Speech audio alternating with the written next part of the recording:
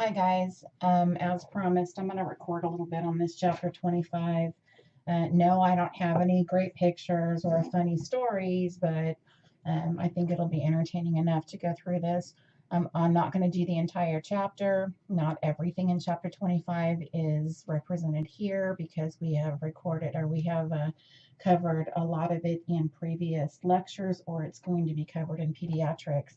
So I am also not going to record on every slide. So you're going to see me kind of click through slides. It doesn't mean that you're not responsible for the information. I am trying out something new where I'm recording from beginning to end without you guys having to hit the little sound icon. So let's get started and see how this works. The high-risk newborn, we're going to talk about 25. Nutrition newborn screening is on pages 698 and 714, so make sure you review that. And let's get started. Classification by weight. I know this morning when I was in class with you guys, I threw out some acronyms, specifically SGA and IUGR, and some of you looked at me like deer in the headlights. Nobody knew what I was talking about. So this is what I was talking about. There's various classifications on baby that you can do once baby's born. They are all based on weight and percentiles. So you have the top, very low or low birth weight, very low birth weight, and extremely low birth weight. You can see the weights there. A low birth weight is less than 2,500 grams, regardless of gestational age. So you can have a 40-weeker that comes out at 2,300 grams, and that baby would be considered a low birth weight infant. A very low birth weight infant is less than 1,500 grams, same thing, regardless of gestational age. And then your extremely low birth weight, less than 1,000 grams, those are little teeny tiny ones. You want your baby to be average for gestational age, falling between the 10th and 90th percentiles. How do you know it's between the 10th and 90th percentiles? You actually have to plot it on a graph, and that happens sometimes in the hospital they have the graph, definitely in the clinic they do. Important to know SGA and IEGR. A lot of people get these mixed up and interchange them. Small for gestational age is SGA, or small for dates, SFD. You hear SGA more often. This is when the weight falls below the 10th percentile, regardless of gestational age. But the baby is symmetrical and growth doesn't cease in utero. The baby just doesn't meet the growth benchmarks. Got interrupted there for a second. Sorry, guys. Anyway, I think that I was on the SGA and SFD. The key here is the baby is symmetrical, meaning the head, chest, abdomen, they're all growing at the same pace. When you go down to IUGR, you have intrauterine growth restricted. You'll often hear this intrauterine growth retardation. They stopped calling it intrauterine growth retardation because of the connotation that retardation has. So we've moved to intrauterine growth restricted. This does not mean the baby is retarded mentally, which is why they have changed that term. Somewhere with IUGR, something has caused the growth to be restricted. Again, it's used interchangeably with SGA, but with IUGR, this is big in smokers, for example. If you have a mom that smokes, these IUGR babies come out and they're very scrawny. Their umbilical cord isn't nice and meaty. It's kind of small and just not real healthy looking. I don't know how else to describe that. You have your symmetric and asymmetric on IUGR. You can read it there. The symmetric is everything's, growing at the same pace and not affected, which is why this gets mixed up with SGA. You have your asymmetric. Something is growing faster or something is out of whack, like the head circumference is normal, but abdominal circumference and weight fall below the 10th percentile. That is the key with the asymmetric. I just put a little kind of a note down there. IUGR babies are usually SGA, but not all SGA babies are IUGR. Now, in intrauterine growth restricted, you have to look at mom's pregnancy course, at her pregnancy history. Does she have anything that stands out to you? Was she a smoker? Was she a drug user? Does she drink alcohol? Was she in an accident? Just whatever has happened to her might cause her to have a baby that's intrauterine growth restricted. If she went into preterm labor and they stopped it, I mean, a lot of things can cause IUGR. So your poor placental perfusion, that's where the car accident comes in. I mean, that's a kind of a term that, I don't know, not everybody that's getting a car accident is going to have a placental abruption or a uterine abruption or anything like that. But just in case, I mean, it could cause poor placental perfusion, maternal smoking or drug use, intrauterine infection. If the mom has chorioamnionitis, something has happened, you might have a baby that comes out IUGR. You're large for gestational age, that's weight falls above the 90th percentile. Oftentimes, our gestational diabetic moms, their babies fall into this category. But remember, not all babies that are gestational diabetes are going to fall into the LGA range. You can have a mom that has diabetes and she has an AGA baby. You can have a mom whose pregnancy course was completely normal. She did everything right, and she might have a small for gestational age baby. So it really just depends on the course and what's kind of going on with her. You can cover gestational age, the preterm, full term, late term. Here's a picture of a premature infant. We kind of covered this in a previous lecture, but it's defined as the infant born before the 37th week of gestation, but after 20 weeks.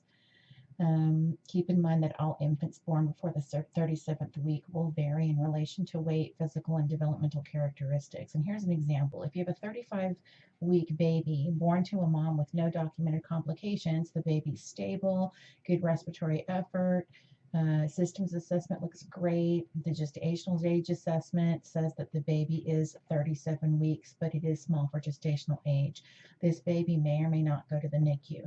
My point being is if you have a mom that's 35 weeks, you never want to just anticipate or assume that baby's going to go to the NICU, because once the baby's born and you do your gestational age assessment and you go over all the physical characteristics, that baby may be a lot bigger than her weeks have reflected. The baby may come out a little small, but the baby may end up Duplitzing out or gestational age testing out higher than her dates are. You can see the factors associated with preterm birth. Here's the physical characteristics of a preemie. We kind of talked about that in class this morning. Your top one, the skin can be thin or gelatinous with severely premature infants. You can see from the preemie baby and a couple slides ago, you can see where the skin is shiny. It looks really ruddy red, like a deep red. And I think, Anna, you said the baby can kind of look blue. I guess that baby kind of would look blue, but really it's considered a ruddy red color. Anytime you see blue, there's not a lot of oxygenation going on. See how it says bright pink and translucent? Those are for very, very extremely low birth weight babies. Presence of lanugo, that's that fine hair that we talked about. And then the rest of this stuff is what you're looking at when you're doing the gestational age.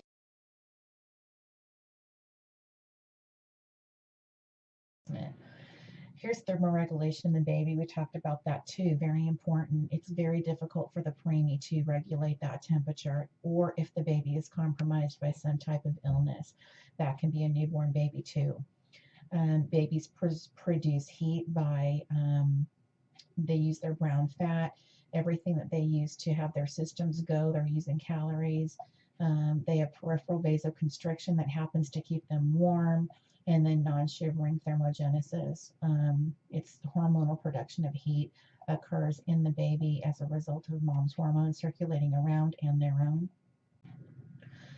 The brain accounts for 40% of the total oxygen consumption in infants and produces roughly that proportion of body heat. So when the baby's heavily wrapped in blankets, as a lot of my Hispanic moms want to do, and they're on their tummy, 85% of the total heat loss is through the face and the head.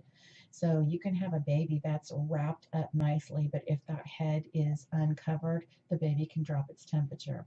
Remember, the brain is fully formed, I think, or it's a third of its growth, I think, by the time the kid is 2, I believe. But we lose a lot of heat out of our head. Even as adults, we lose a lot of heat out of our heads as well.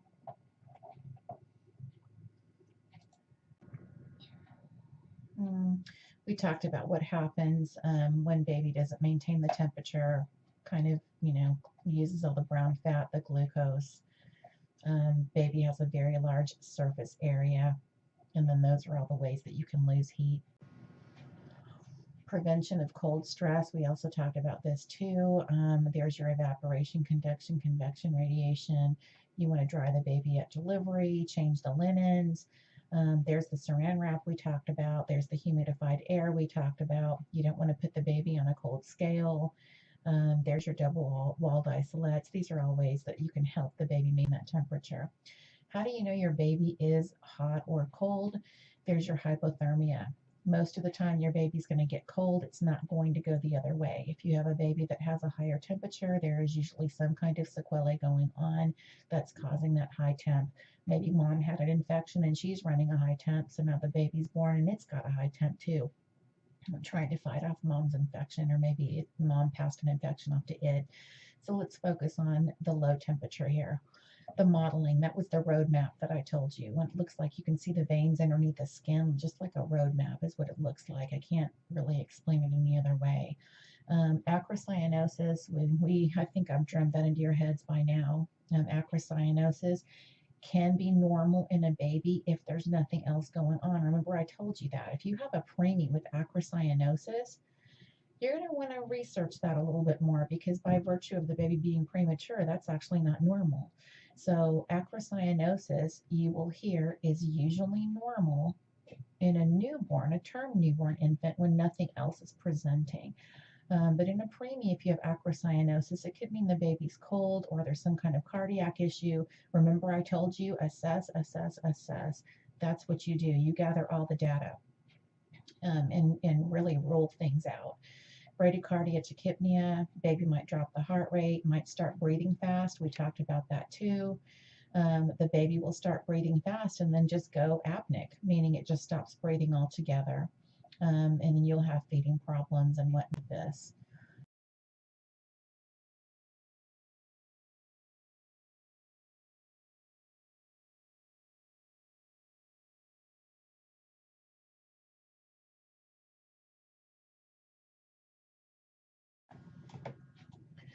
Page 666 to 670 is covering infection in the neonate.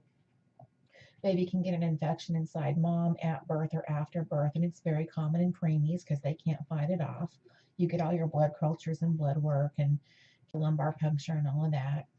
And causes of neonatal sepsis, did she have some kind of an illness during pregnancy? Is the amniotic fluid infected? Is she using drugs? Does she have any active viral or bacterial infection? Has her membranes been ruptured for a long time? There's the group B strep that Daryl's group talked about. Was she positive for it? Was she treated? Did she give birth in an unclean environment, such as in the car or at home? And then the last one is contamination by unsterile or unclean invasive procedures. Hopefully this is not where this baby got this infection, but you can see down at the bottom, if we don't wash our hands, all the procedures that we do, if we don't wash our hands, it can just continue on to your IV catheter, when you suction your baby, when you hold your baby for a lumbar puncture. So hand hygiene, wearing gloves, very important. Signs that the baby is getting septic. Well, a lot of them are the same as the signs that we talked about for hypothermia. So your baby's going to have temperature instability. I told you that for hyperthermia, for high temperature, it usually means your baby is septic or something is going on as far as an infection. However, your baby can also drop the temperature too. Remember that hypothalamus cannot regulate that temperature. Respiratory distress, cyanosis, poor feeding, baby might be throwing up, have diarrhea, have food left in the stomach, high or low blood sugar, baby might be coming out with central nervous system signs, all trying to tell you they're sick. How do we treat it? Well, antibiotics once we figure out what's going on, vital signs, IV fluids. I'm going to skip that. There's the periodic breathing we talked about. There's overview of fetal circulation. We also talked that today, so I'm not going to go over it. There's your patent ductus arteriosus. Signs and symptoms of a PDA. Because a preemie baby has a soft cranium, intraventricular hemorrhage is very possible. So you can have a bleed into the brain, into the ventricles of the brain, just because everything is really soft. So the more premature the baby, the more risk of intraventricular hemorrhage. The germinal matrix is really, really vascular in a baby. So it's very possible you can get a bleed. And how do we know the baby has a bleed? We have to take pictures. We have to get ultrasounds. We have to take MRIs. Things like that will tell us if there's a hemorrhage, and also your baby will give you signs of hemorrhage. Respiratory distress syndrome, we talked about this too a little bit. This is a big one.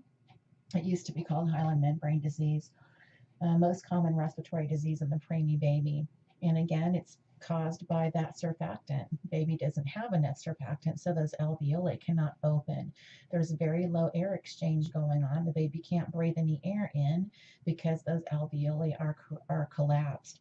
So you have an increase in pulmonary vascular resistance. Remember about fetal circulation. When is the pulmonary vascular resistance increased? That is during fetal circulation in utero, not outside the uterus. Outside the uterus, we want a decrease in pulmonary vascular resistance. So what's happening in respiratory distress syndrome? In a preemie baby, they are going back to fetal circulation. So their pulmonary vascular resistance is starting to shut off that pulmonary system, and blood is shunted from the lungs through the foraminal valley and the ductus arteriosus. So those things remain open. The symptoms kind of, goes without saying. You're going to have some blue color, some retractions, some apnea, nasal flaring, tachypnea, tachycardia. How do you treat respiratory distress syndrome? Well, oxyhood, nasal cannula, mechanical ventilation, but what do you want to replace? You want to replace the surfactant here, and those are just a couple of brand names of surfactant.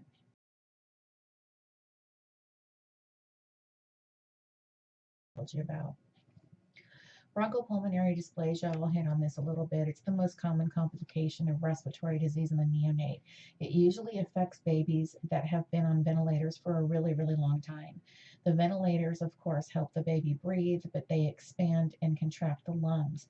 When you have a baby that's been on a ventilator for a long time, the artificial ventilation opens up the lungs, and sometimes the lungs respond with being overventilated. There's been too much ventilation going on, so it'll damage the tissue and cause the inflammation process to start, and you'll get barotrauma to the lungs, and so the alveoli will not function as the way they're supposed to. So you can almost have overextended lungs, and that's what bronchopulmonary dysplasia is. There's a lot of scar tissue in the lungs, and there's a note there that says abnormal development of lung tissue despite surfactant therapy. Yes, this can happen on babies that do have surfactant therapy. It can happen on anybody that's on ventilators for a long time. And damage can be seen as early as the second or third day of life, depending upon the ventilator pressures, what the breathing rate is on the ventilator. So BPD is not a good thing. How do we prevent BPD? Well, you want to put your mom on steroids before the baby's born. Does that prevent the baby from getting bronchopulmonary dysplasia? No, but it helps to mature the lungs, and maybe it keeps baby, in there a little bit longer. Hopefully we can manage, it says management of preterm labor. If we can manage her preterm labor and give her betamethasone, that'll keep the baby in there longer, thus maturing the lungs a little bit more. So betamethasone helps mature the lungs. High frequency ventilation actually reduces the chance of getting BPD, so we want to put our babies on high frequency ventilation whenever we get a chance. We have proper fluid management, diuretic therapy, use of bronchodilators, vasodilators, and steroids. That goes with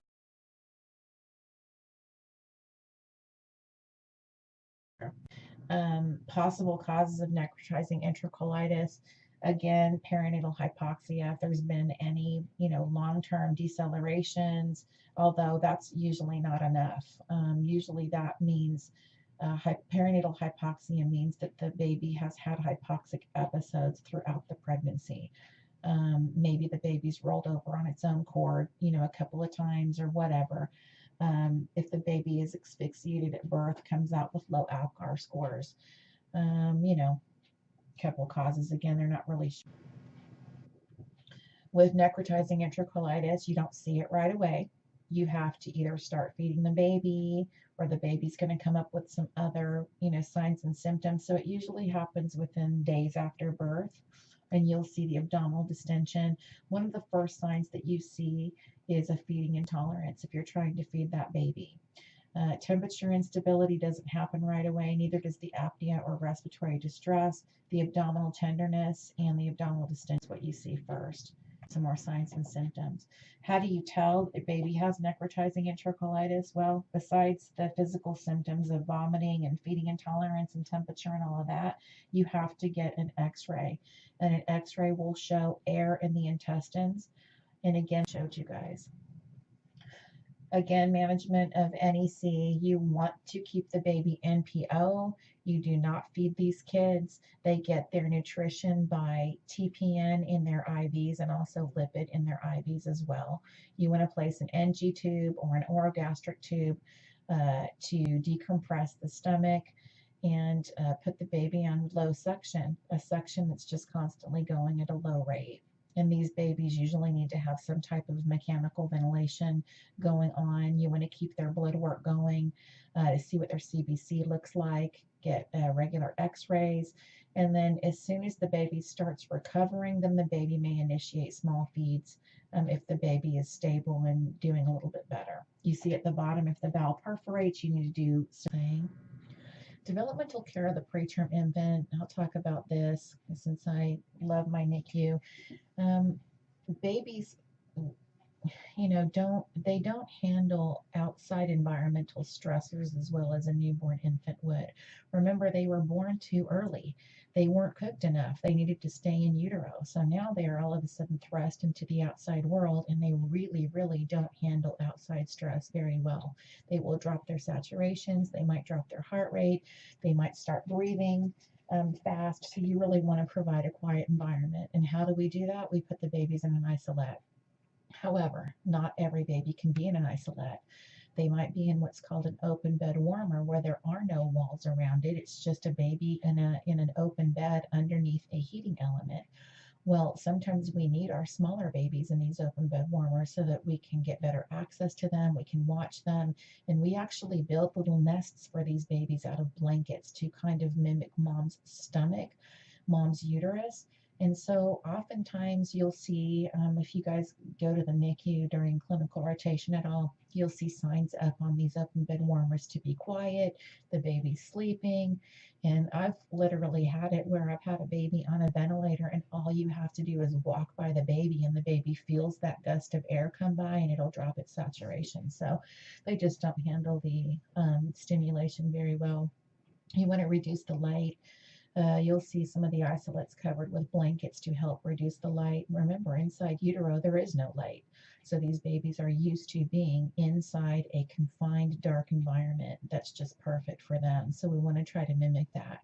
Place the infant on a monitor. Handle the infant only when necessary, which is why we talked about skin to skin. It's okay to be able to hold the baby for a second while you get that baby on mom's skin to skin, but after that, you don't want to disturb the baby at all.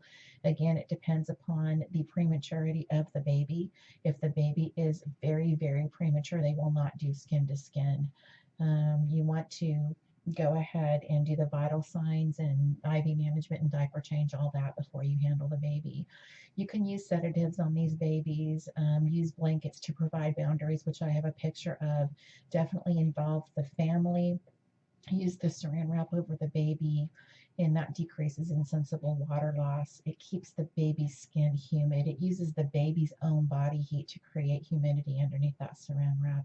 Sometimes we will pump in humidified air as well. I'm a big one on involving the family because a lot of times these parents are terrified. They have their baby the first time, in the NICU. They don't really know what's going on. And so I really do a lot of teaching. Again, you might have some parents that, maybe come to you for the first time their kid's been in the NICU, but then by a month, they're telling you what to look for. Parents learn very, very quickly, and this goes for pediatrics too, kind of what's normal, what's not normal, what to look for. They'll usually be the first people to tell you that something has changed from shift to shift. They learn medical terminology. So you can see a difference from, parents whose kid have been in the hospital just the first day or so, and take those same parents where the kid's been in the hospital 2-3 weeks. They start learning the terminology pretty darn quick. Providing boundaries in the NICU.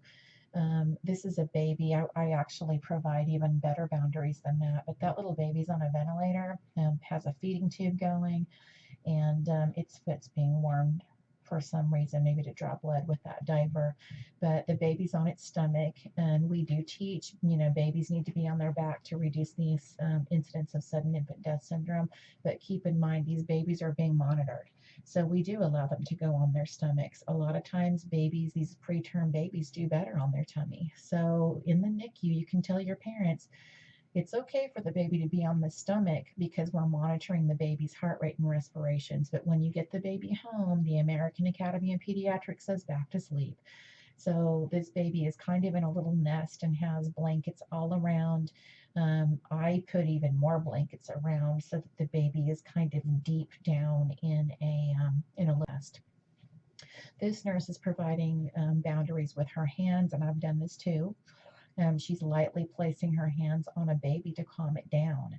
And this baby's also on phototherapy. That's why it has the little glasses on and it's under a lighting element.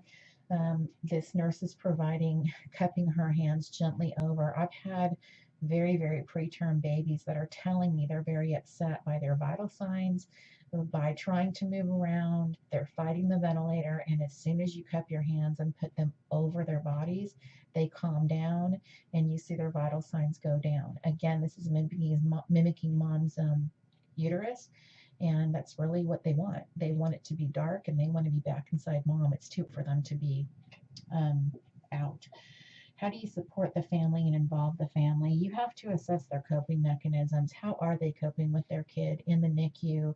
Do they have any other kids at home they're dealing with? Do they have any support people at home?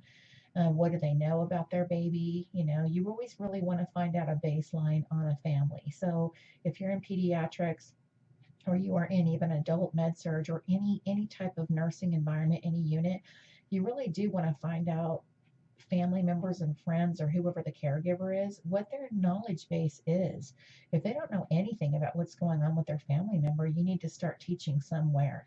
So you really do need to meet them where they're at, and allow them to verbalize concerns and feelings. Again, this says parents. This is going for, PICU, NICU here on this slide, but this goes for anybody in any unit. You really do want to have them verbalize their concerns and feelings to you and give them a chance to do that. Provide easy to understand information. Remember to talk in plain terms. Do not use medical terminology if you can help it. A lot of doctors tend to use medical terminology, and I will remind them, the parents don't know what hydrocele means. The parents don't know what hydrocephalus means. So, bump the doctor a little bit. If you have good working rapport with the doctor, and tell them. Allow the parents to participate in the care as much as they can. And I have things here. Again, this is a sick baby in the NICU. Allow them to change the diapers, touch the baby, take the baby's temperature. Kangaroo care is actually skin to skin. And so we talked about that. If the baby's stable, even on a ventilator, you can put the baby skin to skin. But remember, these parents were expecting this baby to go home with them as a term infant. So anything that they can do with their preterm baby really does give them a sense of being a parent and feeling independent. So let them change the diapers, touch the baby, do the skin to skin. And then it says try and provide a primary nurse. You want to have the same nurse take care of that kid every day, or as much, throughout their schedule. I was a primary nurse on a baby that was 15 ounces, and I was the primary nurse for 3 months. So I was the primary nurse with another nurse on days. So that meant they matched my schedule and my coworker schedule so that whenever we were working, we would have this same baby. The reason why we do that is to support the family and to get some bonding going on. If you have a healthcare provider that changes every single shift, parents are getting frustrated. There's no continuity. And this goes again for every unit in the hospital. There should be a primary nurse in intensive care environments. I think I kind of talked about this. Parents may be the first to notice a change in their infant from their last visit to the NICU, especially if the change has to do with neurological and integumentary systems. Take the parents' observations seriously. They are looking for any improving or declining signs on their baby, and they do get very good at terms, medical terminology, and treatment of their baby. This is all boiling down to what I said. Once their baby's in the NICU, they may not know a whole lot, so you might be doing a lot of teaching, but boy, they're at home looking at the internet, reading books. They're telling you how to take care of their baby. And oftentimes, I'm not going to lie, it gets annoying. I mean, they'll come to work and they'll tell you, oh, you didn't hold his foot right. What's his blood sugar? You tell them the blood sugar is 50 and they'll tell you, oh no, it's supposed to be higher. I read that in a book. But, you can't blame them. They're just trying to be knowledgeable. But sometimes it gets a little overbearing. So, you need to do a lot of explaining and teaching to them. But they usually are the first to notice if something has changed on their kid.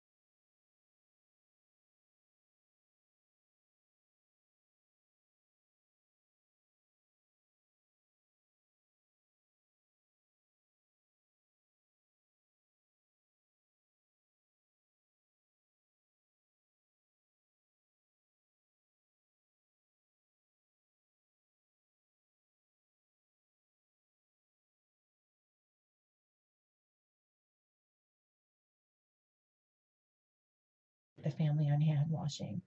Drug exposure of the neonate, that's box 25 2 on page 675. The neonate withdrawal symptoms, they're all there. Drug exposure can be alcohol, smoking, or street drugs. Um, this can go for newborn and a premature baby. A newborn baby, term baby, is going to show these signs more readily. So when you have down there on those withdrawal symptoms a high pitched cry, a term baby is going to present with a higher pitched cry or louder cry than a preterm baby would. I would not imagine a 25 weeker is going to come out with a high pitched cry.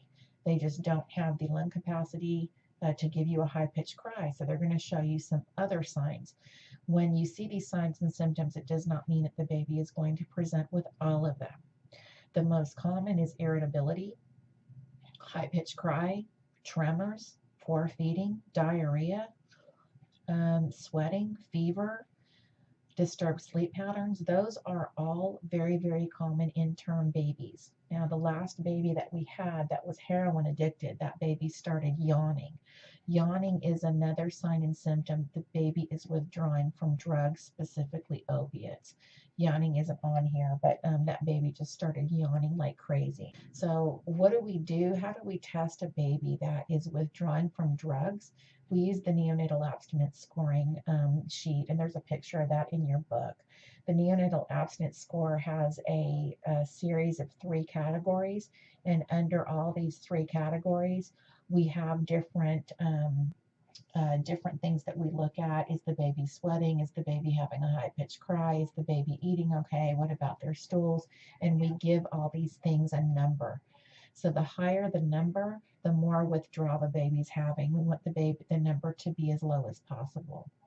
So on the drug exposed infant, we have 55 to 94% of infants born to narcotic addicted moms show signs of withdrawal. Sometimes they'll get hair and urine samples from baby to confirm a positive drug screen.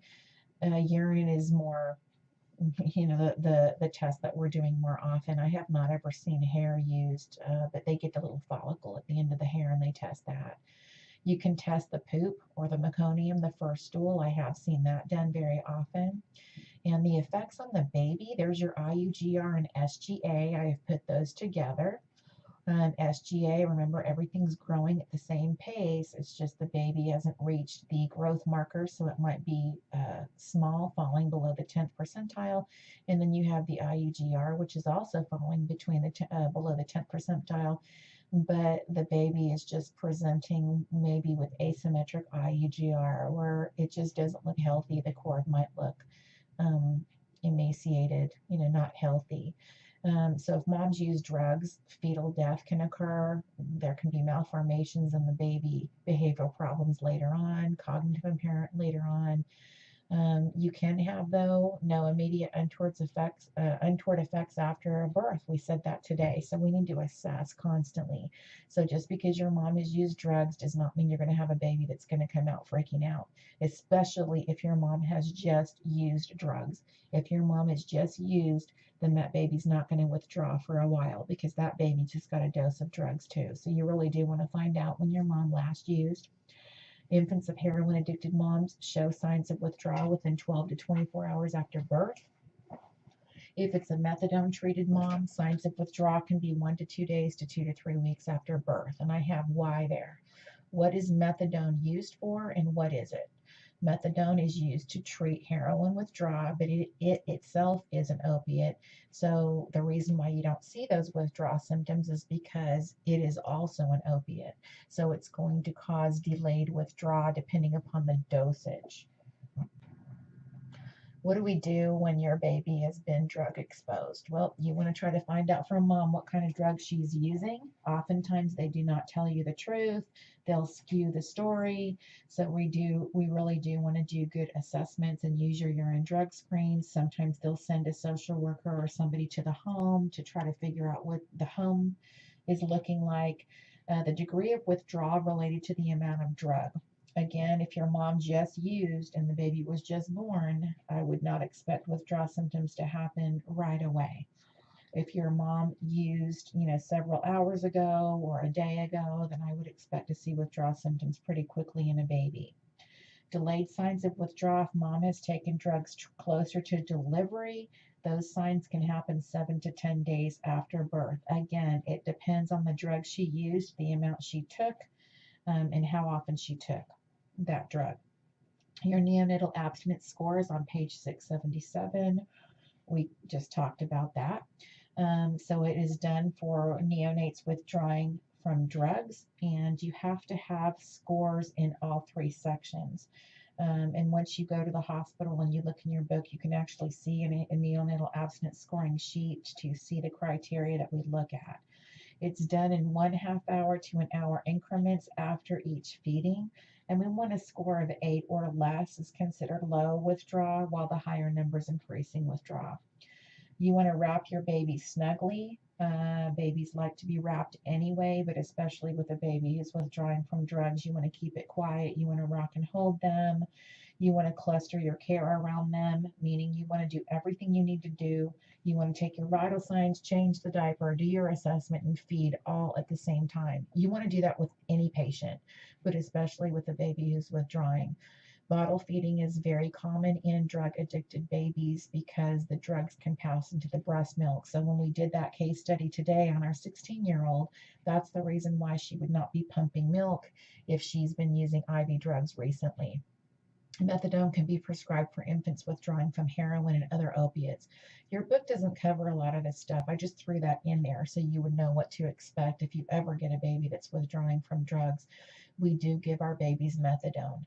And it is given orally if it's a newborn baby, term newborn, or if it's a preemie baby, we can give it another route, but it's usually given in the food orally.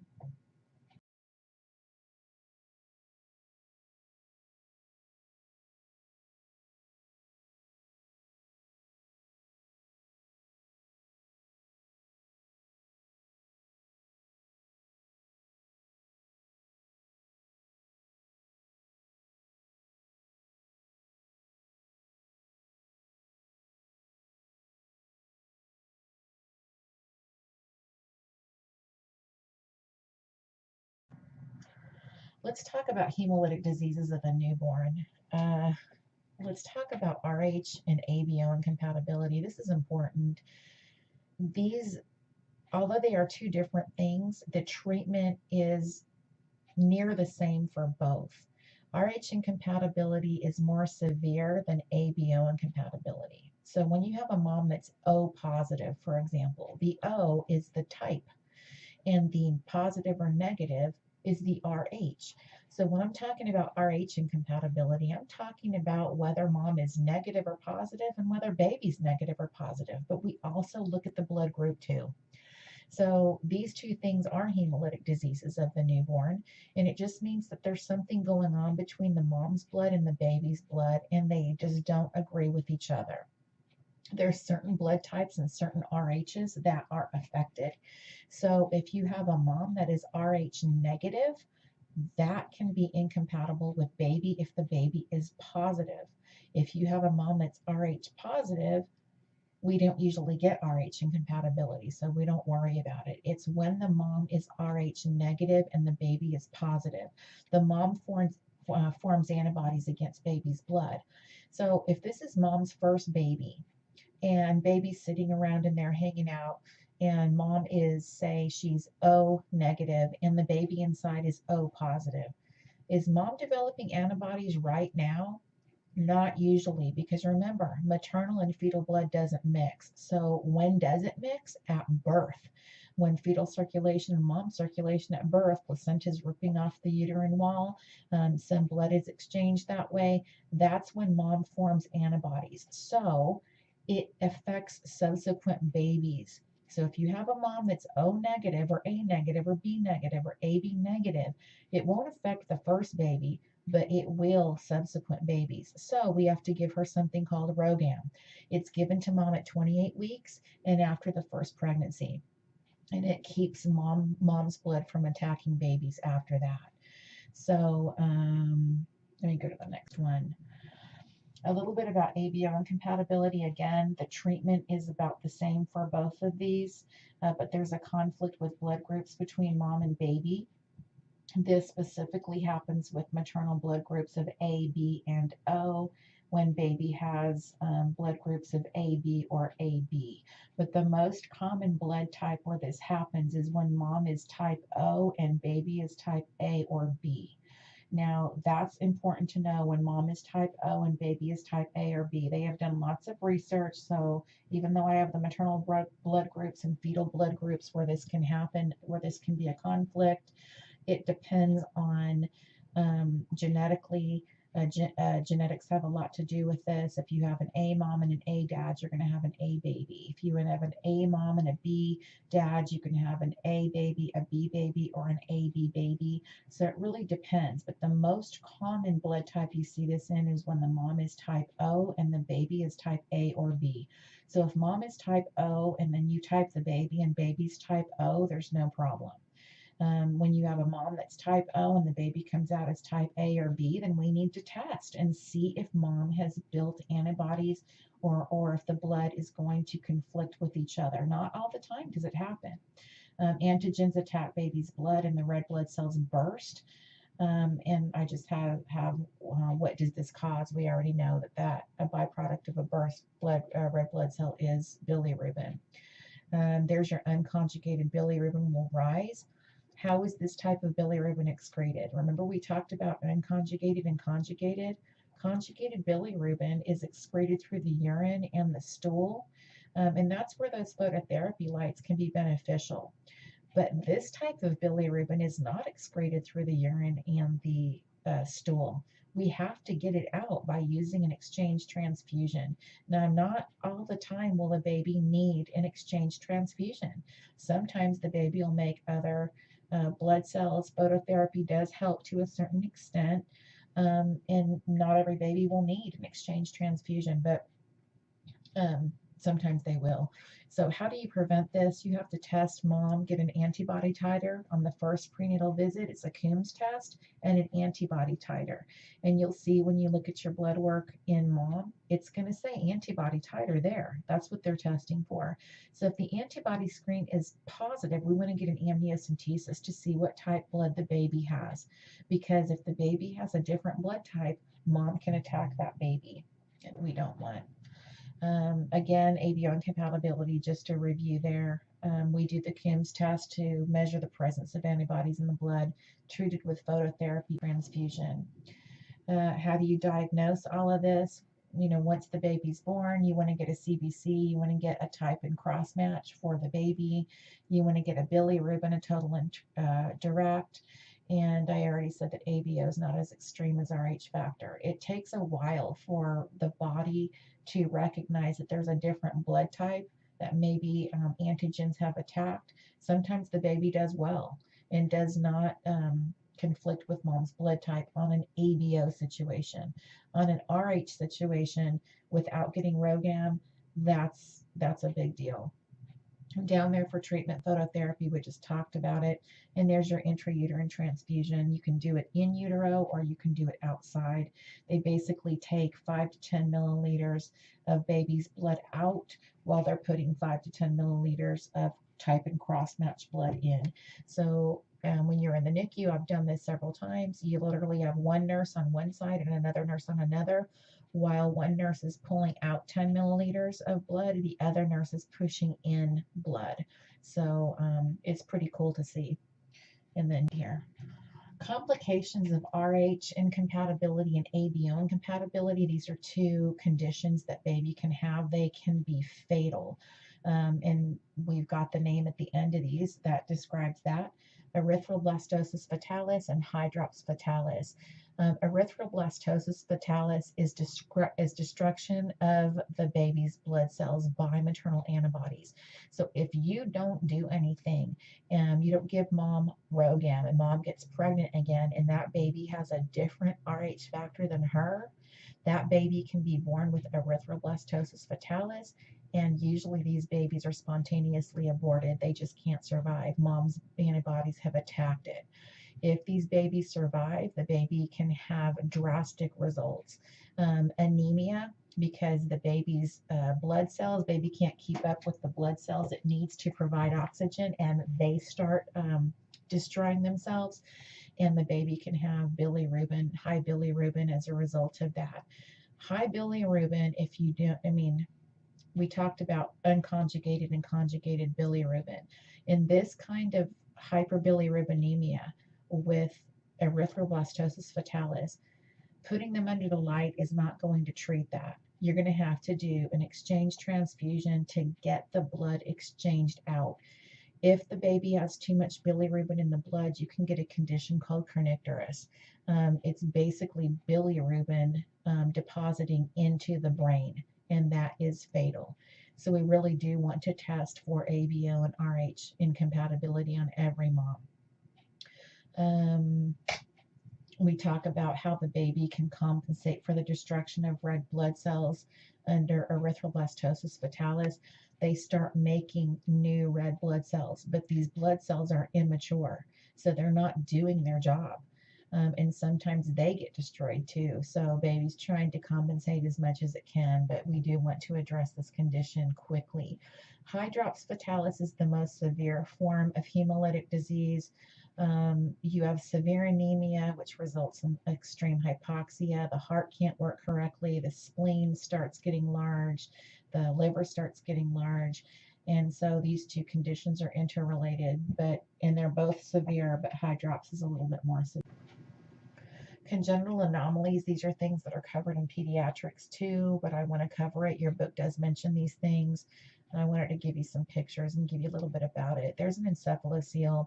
That's where there's herniation or some of the brain has come out through an opening in the skull. The skull has not formed correctly, and there might be an opening in the back, and now the nerves and part of the brain tissue have come out.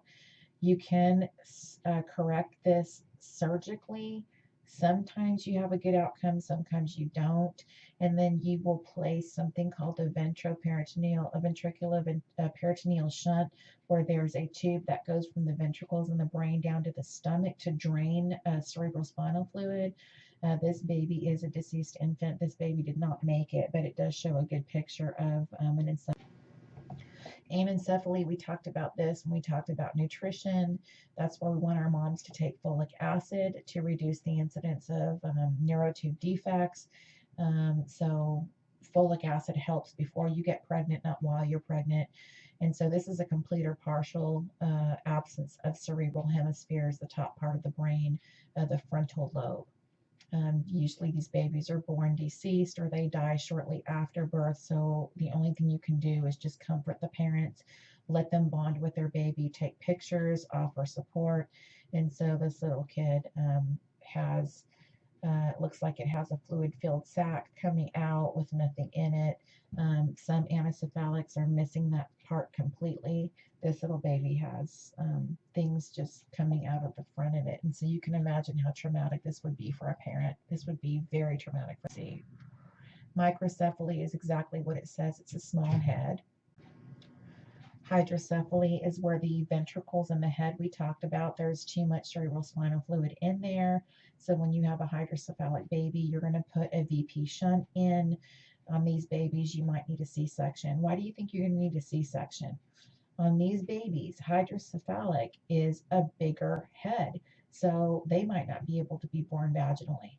So hopefully they will catch this on ultrasound and go ahead and do a C-section on this kid. Once this kid is born, you will expect to see bulging fontanelles and separated sutures. That's why God made babies with things, bones that can spread apart and mold together for instances like this. Prominent head on these babies, and then I have sunset eyes there. When there's a very large hydrocephalic infant and a lot of that cerebral spinal fluid is putting pressure on the brain, they have something called sunset eyes or doll's eyes, where they're looking down. You can see almost, you can't see very much of the cornea of the, is that right, where the colored part of your eye. They're actually just looking down. It's from all the pressure that this is putting on the optic nerves. And so anyway, I don't have a picture of it. And then there's the treatment for hydrocephalus going on. Diaphragmatic hernia, this is an emergent situation, very critical. This is where part of the intestines have gone through the chest wall, the diaphragm, and now they're up into the area where the lungs are. So the baby cannot expand or contract the lungs and breathe. Very, very little gas exchange is going on. You might have decreased lung sounds and hear bowel sounds in the chest, although by the time you get that far, this baby is going to present with tons of respiratory distress. It's a very critical, again, situation. You can have poor development of lung tissue on the affected side, so it usually affects one side or the other, usually doesn't go up into both areas. So on the affected side, that lung cannot expand the way it's supposed to. How do we know that you're going to have a diaphragmatic hernia baby? They usually see it on ultrasound. And boy, when you're at these deliveries, this gets your adrenaline going, because these are scary, scary babies that are presenting this way. You have to intubate them. Your stabilization happens very quickly. And then they're placed on mechanical ventilation, sometimes ECMO. ECMO is a level 4 NICU, and that's basically a heart-lung bypass on these kids. There's a picture of diaphragmatic hernia on the left. You can see where the bowels are up into the chest wall. So, I mean, it looks like this baby's on monitor, so this baby is already probably ventilated and maybe getting ready to go to surgery. And so on the right, you can see diaphragmatic hernia there. It's a better picture of the intestines going up into the area where the lungs need to expand and contract. And you can see the lung there being pushed to the side. What do you do for diaphragmatic hernia? Place an NG tube, get the baby on respiratory support, and take the baby to surgery. Cleft lip and cleft palate. It's just exactly what you see there. There's a malformation of the lip and the palate. You can have babies that are born with a perfectly fine lip, but as soon as you do your newborn assessment and you're putting a finger in their mouth to get them to suck on your finger, that's when you notice they have an open palate. So these are congenital disorders that I'm talking about. And when you have a baby that has a cleft lip or a palate, it usually means something else is going on, maybe chromosomal issues. It doesn't always mean that, but it usually means that. For whatever reason, it's higher in Asians and African Americans, this cleft lip and palate. Through research, they have figured that out. How do you know that your baby has a cleft lip and palate? You have to assess, and sometimes you can just flat out see it. They will wait to do this repair for the baby to get a little bit older. And until the baby gets older, we have to feed the baby using a specialized nipple. You can tube feed these babies. Yeah, it's sometimes possible to do breastfeeding if you have a baby that has a cleft palate versus a cleft lip, but it's very, very difficult. They usually do bottle feeding. And infalocele, an abdominal wall defect. They're not really sure what causes this, and portions of the abdominal contents herniate into the base of the umbilical cord, and so that can contain the intestines, the spleen, bladder, liver, stomach. A lot of stuff can happen with this umbelicele. The defect again is detected on ultrasound. These babies can be born by vaginal route. You want to cover it with moist gauze and plastic wrap, place an NG tube, IV fluids, antibiotics, all of that. You will surgically repair these. There is another condition called gastroschisis, which we'll talk about too, and you surgically repair those as well. Antibiotics on the baby. Gastroschisis, this is where the bowel herniates through the abdomen. The contents are not in a sac, so that means the intestines are just outside the body and they're not in anything like that umbelicele we just saw. It says it's often seen in SGA and preterm infants. Do you know why that is?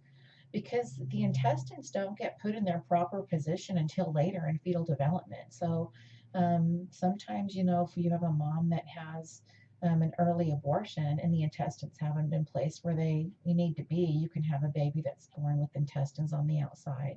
It says often seen, but I think that's more rarely.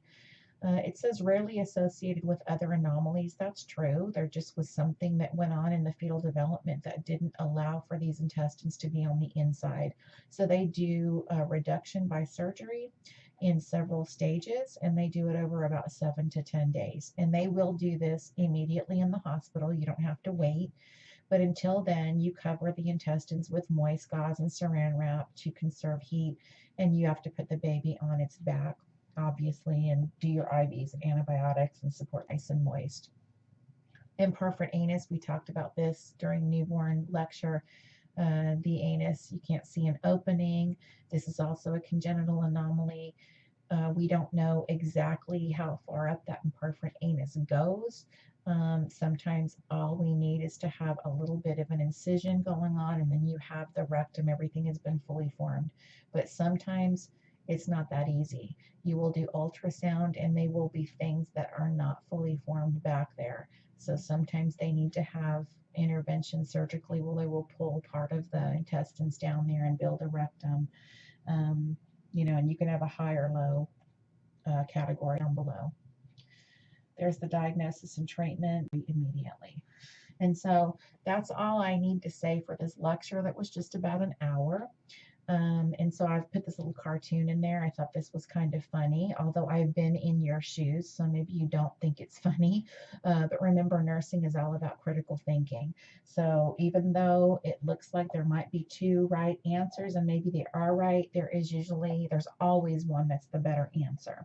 So I hope that I was able to cover some high points on chapter 25. I need you guys to read all of it, and I think you're going to do great on this next test. Again, I think I have 14 or 15 questions, and if you guys have any questions, just let me know. I hope that this lecture turned out okay on this continuous thing. Not real familiar with using this yet, but anyway, it was great again working with all you guys. I'm going to miss you, and I hope that I was able to teach you guys something very valuable during our time together in OB. Thanks.